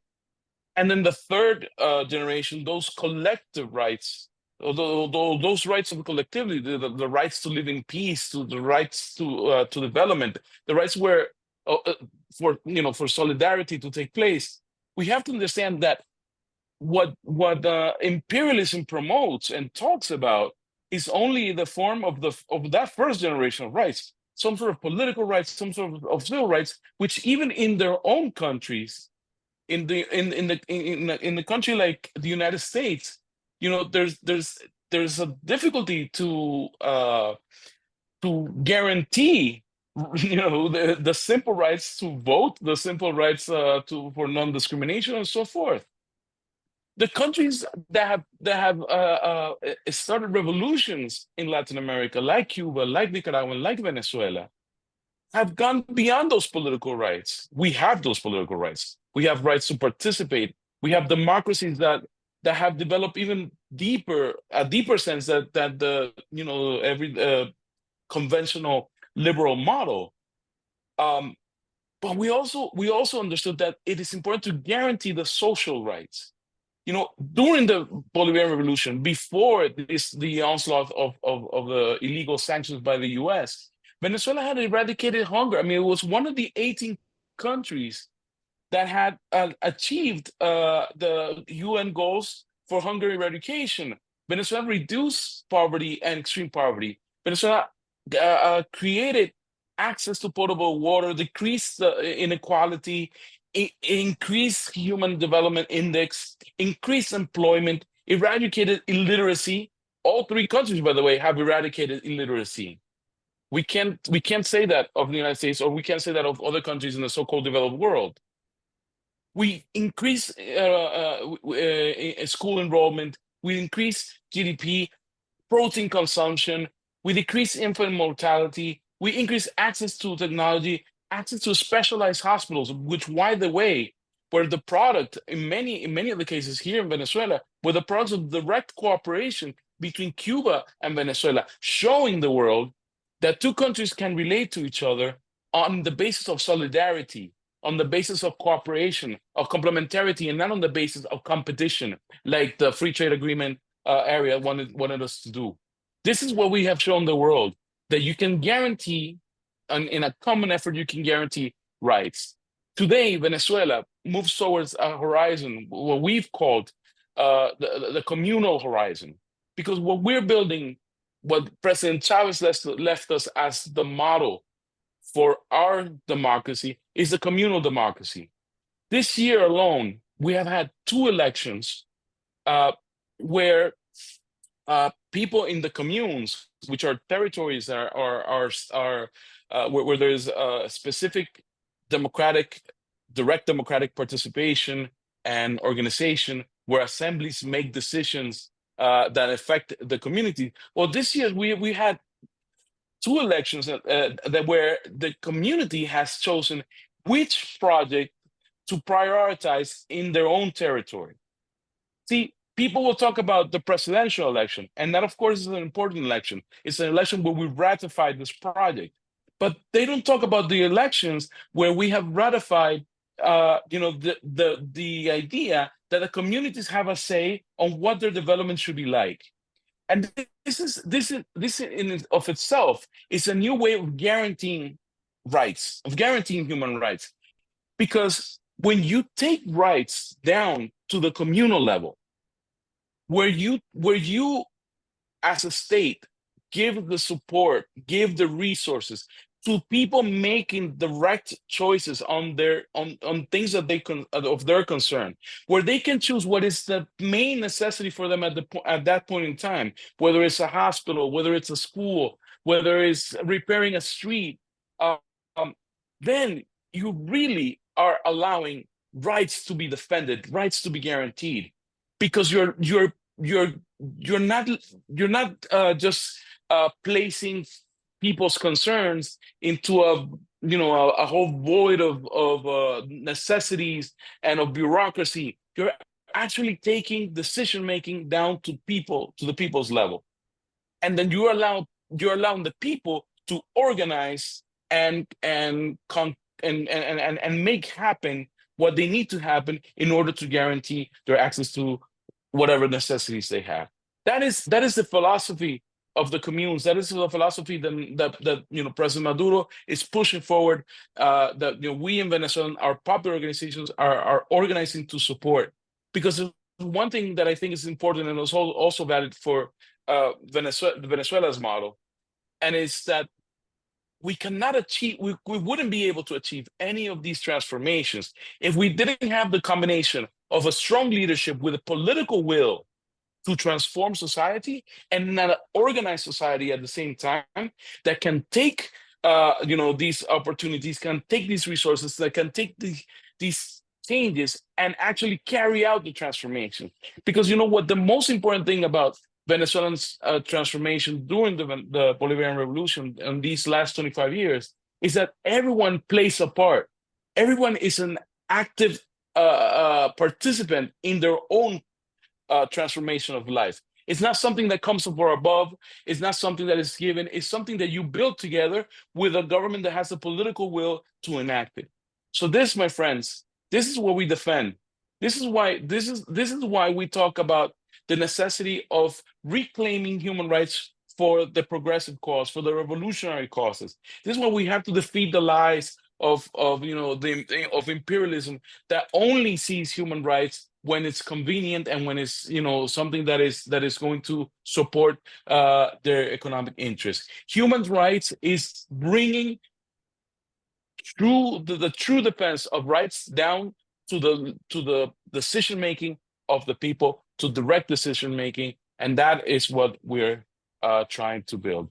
Thank you very much, comrades. This is always a wonderful opportunity because to be able to share this with you, because we know that part of this of solidarity also involves that we be able to discuss this together, and that that from our revolutions, from Venezuela, from the communes of Venezuela, from the revolutionary government in Venezuela, we support all the actions that you as social movements and organizations in the United States do to fight imperialism and to fight these atrocities. We know that you need our solidarity as well, and you can always count on it. Thank you very much.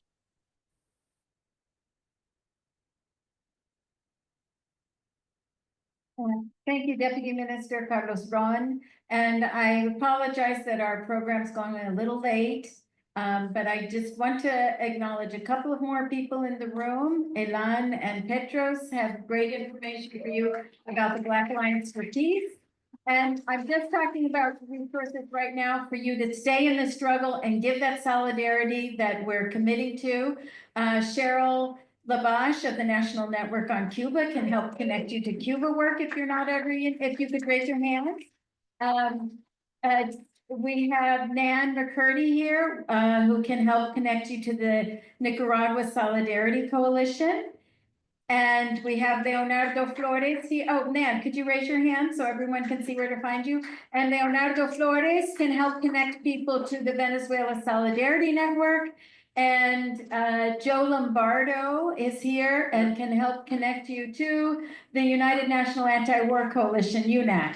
And I think everyone else has been mentioned. I've asked, sorry to ask Dr. Samira Adri to be very brief, but she understands that we have interpreters that have to go home, and WPFW needs to go to their next program. But Dr. Samira Adri, as our program says, was educated at the Latin American School of Medicine in Cuba. She's part of the organization that I come from that had the idea to have an Americas Without Sanctions campaign, which is Friends of Latin America. And she has a few brief words to close tonight's program with.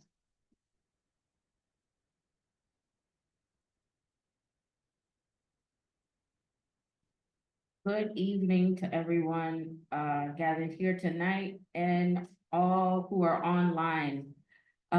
Yes, this has been a powerful event. I want to thank everyone who put it together. It's not been easy, and there's more to come. But I think you all have heard the call that it is clear that sanctions are a detrimental tool to humanity's progress, and they must be eliminated. There are just a few things that I wanted to mention. Number one, when we think of human rights, we need to understand that it's been created by a group of people historically that excluded a lot of us. It's not a surprise that the Universal Declaration of Human Rights came in the year that the Nakba started, 1948. And in that year that the Universal Declaration of Human Rights was developed, much of the world's countries were not yet independent. They were colonized. So this concept of colonizers sitting at a table, writing beautiful words that are supposed to apply to every human being when they do not really and truly consider the rest of the world humans is something that we need to reassess. It has been said time and time again. I'm not saying anything new. Black Alliance for Peace, I believe the national coordinator, Jamu Baraka, has mentioned this, that we have to rework this whole idea of human rights and center ourselves more on people-centered human rights, because that is what that's what takes humanity into account. This framework that we keep promoting, unfortunately, is very exclusionary.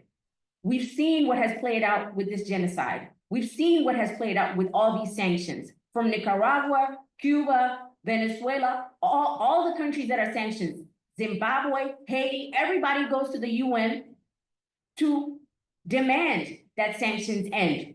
But what happens? The paradigm, the framework of the United Nations is already rotten. It's already faulty. It must be gutted out. It must be reworked to include all of our voices, and not just all of us who are now supposedly free, because not everybody is free. And that is why we're here. If it wasn't for the fact that the horrors of the genocide that are occurring on a daily continue to infringe on the human right to life and the sacredness of life being neglected at a grotesque level, we would not be here tonight. The sanctions that we've talked about, they were explicit. In 1919, I think Woodrow Wilson was the one describing what the intention of a sanctions paradigm or concept was. It's to basically be a silent tool of death, bring people to their knees, to be subjugated, to be dominated by other peoples. It is not a tool for anybody to use to their fellow brother and sister in mankind. But yet here we are, over a century later, still talking about sanctions and how this same concept is set up to put us against each other and to dictate who can live and who can die, who is worthy of living. The sanctions that we've been talking about that violate human rights are violations of access to everyday necessities. We talk about what's happening in Gaza, where electricity is cut off for 20 hours a day. We talk about what's happening now in Cuba, where because of resisting the blockade for over 6 decades, they are now having to rotate blackouts because the infrastructure is old, because the parts will not get to the island because they're restricted. They cannot do financial transactions. They cannot do this. They cannot do that because of sanctions. And so people have to live in darkness, literally. People have to live in moments of spreads of diseases that could be avoided if they had fuel to run water pumps, to clean sanitation, water sanitation stations, to grow food and to distribute food so everybody has something to eat. These are the egregious violations of human rights that are not being addressed on the World's Forum. These are what we are being held hostage to allow and tolerate. It cannot be. It cannot be tolerated because we know that right here in the belly of the beast, we are also suffering our forms of sanctions because the government decides that it is only a few who deserve to live and live well. And I, as a physician trained in the paradigm of health is a human right, I cannot give access or healthcare to somebody unless they have money to pay. That is not what health is supposed to be about. It's not supposed to be a for-profit system. So for me, I think it is very important because each and every one of us in this room and on this call, one thing we can all identify with is how health at some point in time has compromised our lives. We've been affected at some point. Now just imagine how you can intentionally deprive people of access to care in Gaza and the rest of Palestine because the occupier has to give permits to people, whether they can go get a doctor's appointment. And aside from that, they're blowing up all the hospitals. They're killing people on their hospital beds. Where Cuba is struggling to center its meager resources to keep hospitals and clinics running, people in their neighborhoods have to rotate in darkness just to keep hospitals running. Those doctors have to keep going to work, even though their houses may not have electricity, they still gotta go to work because Cubans, like Gazans, like Venezuelans, like Nicaraguans, who are trained in the medicine of healing, do not leave their patients to die. We have to challenge and resist in the same way Nicaragua has been resisting, despite having to deal with a history of US intentionally meddling in their lives. With years of civil war that devastated the people, destroyed Nicaragua, but they fought and they won. Even when they had to lose a moment to neoliberal forces, they came back. It is our duty to support the Nicaraguan revolution, just as it is our duty to support the Venezuelan revolution, which is being so strong, despite all the aggression enacted upon it. Venezuela was there for Cuba. It's because of Venezuela that for quite a while, Cuba could continue to resist the aggression of the US sanctions and the blockade. But now Venezuela has to deal with frozen assets, limitations in transporting and exporting their fuel, a country that is full of natural resources. That is much of the history of the world. We come from continents where we are endowed with natural resources that are supposed to be enough for everybody to live well. But instead, we have the oligarchy running around, pitting us against each other and devastating our lives, our environment, and our future. We must come to a point where we recenter and understand that resistance is the only way we are going to make a viable future for this world. Please. So I say, free Palestine. And the blockade on Cuba. And the blockade on Venezuela. And the sanctions on Nicaragua and all other of the 40 countries in the world that are suffering under sanctions right now.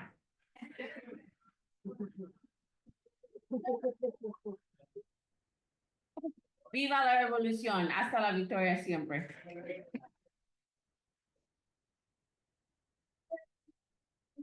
Online, I think maybe it's just those of us in the room now, but we do have a song for you that the chorus is going to sing from a Venezuelan singer-songwriter, Ali Primera, and it's on the lyrics are on the back of your program. No basta rezar. It's not enough to pray. There's a lot that we have to do to build peace.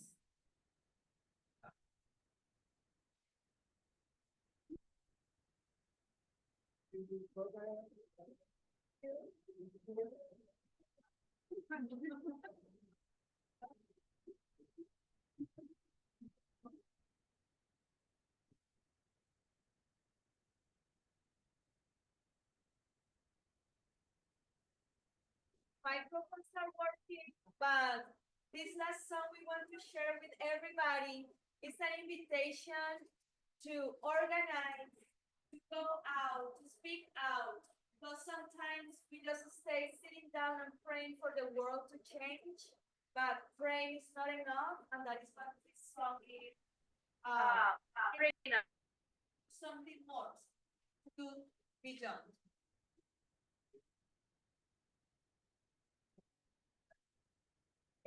Okay, so let's everybody say, no vas a rezar. Hacen falta muchas cosas para conseguir la paz.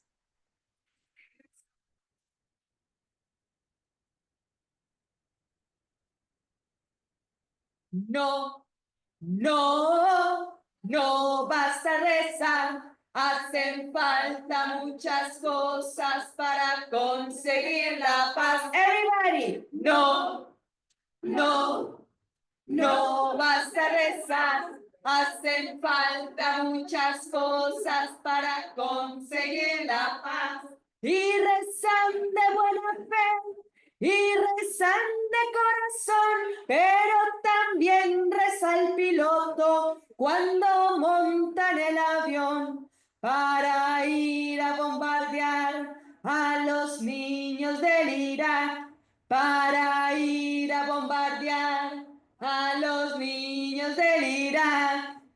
No, no, no basta rezar. Hacen falta muchas cosas para conseguir la paz. No, no, no basta rezar. Hacen falta muchas cosas para conseguir la paz. Nada se puede lograr si no hay corrupción. Reza el rico, reza el amo y te maltratan al peón. Reza el rico, reza el amo y te maltratan al peón. No, no, no basta rezar. Hacen falta muchas cosas para conseguir la paz. No, no.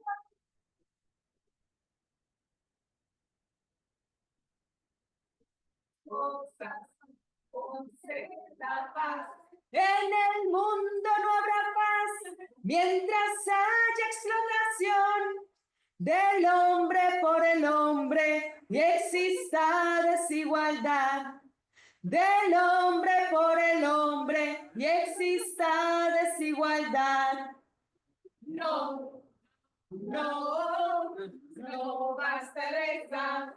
Hacen falta muchas cosas para conseguir la paz. No, no, no basta rezar.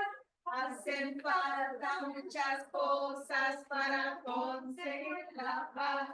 Cuando un pueblo se levante y que todo cambiar, y ustedes dirán conmigo, no bastaba con rezar.